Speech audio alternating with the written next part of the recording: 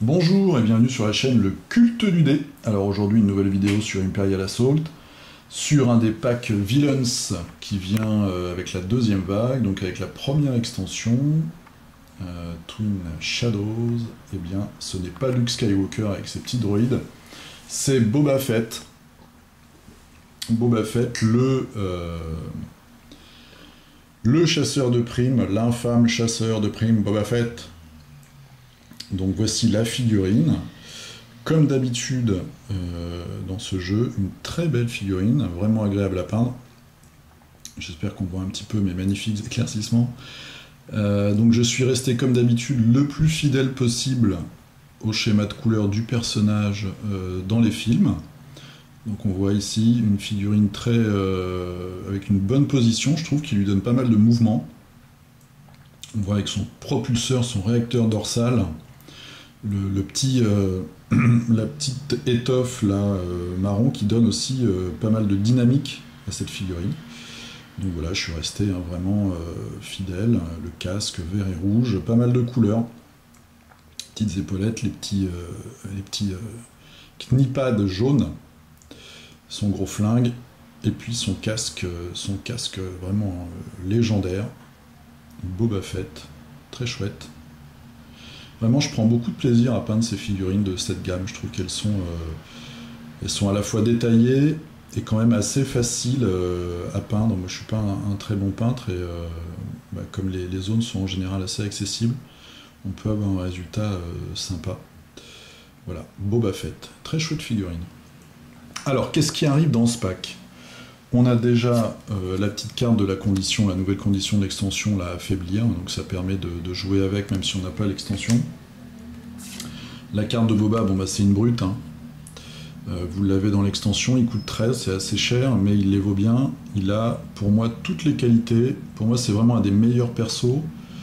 Il a une très bonne défense, alors il a un dé noir, donc le dé des troupes blindées, mais il a aussi 2 bonus quand il se protège. Il est mobile, c'est-à-dire qu'il va passer les obstacles sans problème. Il va pouvoir bouger sur toute la map. Il a 2 effets adrénaline, donc affaiblir et armor piercing 1. Il a une capacité battle présence, donc qui va lui permettre, quand une figurine hostile sort de sa zone de contrôle adjacente, de perdre 1 de souffle. Et puis la battle discipline, donc ça c'est vraiment son habilité. Quand il fait une attaque, il peut choisir une des habilités suivantes, plus 2 en précision, plus de dégâts, ou alors il reprend 2 points de vie. Et ça c'est vraiment bien parce que ça fait qu'il a une très grosse survivabilité. Ça se dit ça ? Enfin, vous m'avez compris. Donc ça c'est un avantage énorme je trouve. Il a 12 points de vie, 6 de vitesse, donc il est très rapide, et il a 3 dés d'attaque. Donc vraiment une brute épaisse, mercenaire, et il a la compétence chasseur. Ça, quand vous aurez l'extension, vous aurez déjà cette carte-là. Ensuite, pour la campagne, on a un nouveau pack agenda. Donc, soldats alloués. On a une side mission pour l'Empire qui permet évidemment d'avoir Boba Fett. C'est une mission où où les rebelles vont devoir se coltiner à la fois des impériaux et des chasseurs de primes. C'est assez violent comme mission. Ensuite, on a deux autres cartes. Donc pas de désintégration, hein, on se souvient de la phrase de Dark Vador. Donc c'est en fait une attaque. Quand on va attaquer, on va pouvoir convertir des dégâts, c'est-à-dire qu'on va réduire des dégâts, on va les convertir en menaces. Donc ça c'est très utile pour faire monter la menace et puis après ramener d'autres troupes. Donc une carte qui est quand même assez sympa, qui coûte 2 d'influence. Et puis celle-ci qui va nous coûter 1, et elle aussi qui est vraiment pas mal. On garde cette carte secrète. Et quand une carte mercenaire, une unité mercenaire fait une attaque, eh bien on peut faire une attaque supplémentaire sur la même cible et elle prend 4 dégâts. Donc ça c'est vraiment... ça peut être très mortel. Ensuite, alors le plus intéressant dans ce pack, évidemment on a une petite feuille, hein, comme d'habitude, avec les cartes que je ne vais pas vous montrer pour les missions escarmouches et pour la side mission du pack agenda. On a 2 nouvelles cartes escarmouches, donc il y en a une qui va se dérouler dans une station, les 2 d'ailleurs vont se dérouler dans des stations impériales, stations spatiales. Voilà, 2 nouvelles missions qui vont nous amener encore de la diversité. Je sais pas si je l'ai déjà dit, mais je trouve que vraiment les scénarios d'escarmouches, à chaque fois, sont vraiment bien trouvés. Il y a toujours des petites mécaniques sympas, avec des objectifs différents, des façons de gagner des points de victoire différents. Je trouve que c'est vraiment bien foutu. Alors, on a des command cards, et puis d'abord, je vais vous montrer, ça c'est un nouveau type de carte pour le mode escarmouche. Alors, pas vraiment un nouveau type dans le sens où c'est une carte upgrade qui coûte 1, armement explosif. On voit Boba qui a, c'est sûrement son lance-flamme portatif. Et ça, donc, c'est une carte qu'on va attacher à une de nos unités. Donc il faut qu'elle soit chasseur, soit droïde. Droïde pourquoi? Je pense qu'il pense à IG-88, bien sûr. Donc c'est une carte pour les mercenaires.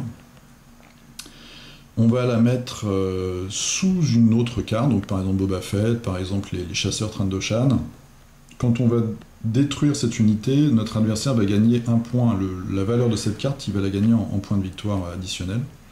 Alors c'est une carte vraiment très chouette. Toutes les figurines de ce groupe, ou la figurine individuelle, gagnent ce pouvoir qui est contre 2 effets adrénaline. On gagne +1 aux dégâts et un blast à 2 dégâts. Donc ça c'est assez énorme, notamment contre des unités assez faibles, donc les Stormtroopers ou certains héros rebelles. On va avoir donc la figurine va être touchée et autour d'elle, toutes les cases adjacentes, les figurines vont se prendre 2 points de dégâts. Donc ça peut être assez mortel sur une unité de Stormtrooper par exemple qui a que 3 points de vie. Donc un nouveau type, voilà, les armements comme ça, un petit peu optionnels.